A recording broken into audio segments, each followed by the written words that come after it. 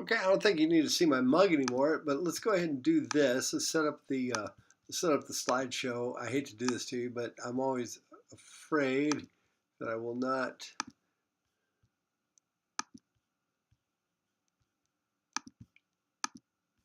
And then we hit expand, and I should be able to extend this. Okay, so and I should be able to get to my yeah. All right, great. All right, so here's let's do from current slide. There we go. And will I still be able to? Yes. All right, good. All right. So we're going to talk about force. First thing we're going to talk about is force. And force is how much one object pushes or pulls on another object. Okay. Some forces can be at a distance, like the Earth pulling on the moon, or the sun pulling on the Earth. That's a force at a distance. Or you can have an electromagnetic, an electrostatic force or a magnetic force where they're not actually touching each other, but you can feel the push of the forces or pull of the forces because like charges repel each other and opposite charges attract each other with that kind of force.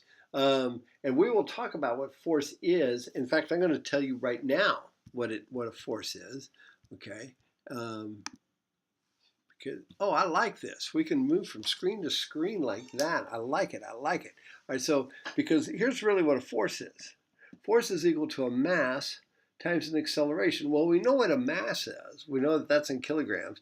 An acceleration is actually the change in speed of something over the change in time. Technically, we call it the change in velocity, but we're going to keep this course nice and not easy, but just in more general. All right. Sometimes if you generalize too much in science, though, you leads down a slippery slope to falsehoods, but I think we can say so. An acceleration is just the change in speed over change in time.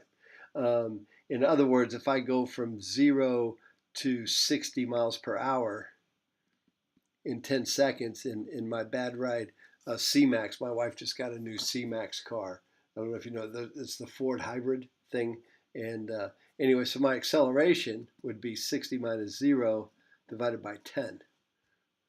And so that would be 60 miles per hour, 6 miles per hour per second that the car is getting faster. So every second the car is gaining 6 miles per hour.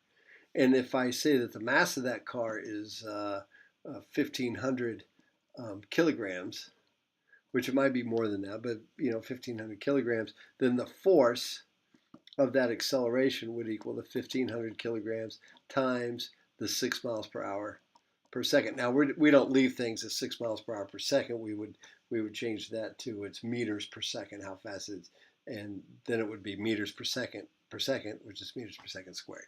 We'll get into all that later, but that's what a force is. Force is mass times acceleration. So if you have a big change in velocity over a little bitty change in time, in other words, where if I hit you, if I'm beating you with a bat that doesn't have a whole lot of mass, but it's coming really fast and it smashes into your skull and stops.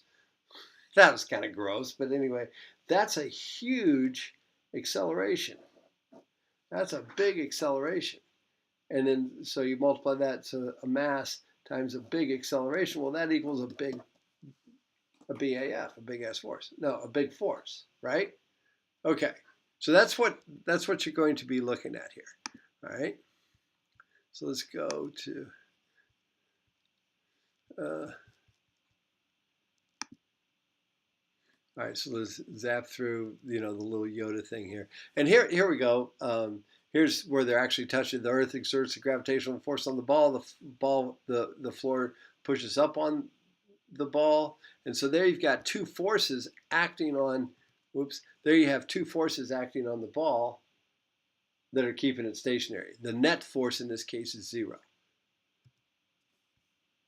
Okay. Now, go ahead and watch these 3 videos. Those are the next 3 videos that you have on your those are the first 3 videos that you have, and you have questions on your mini thing on that. Okay. All right. So I'm going to go ahead and stop here.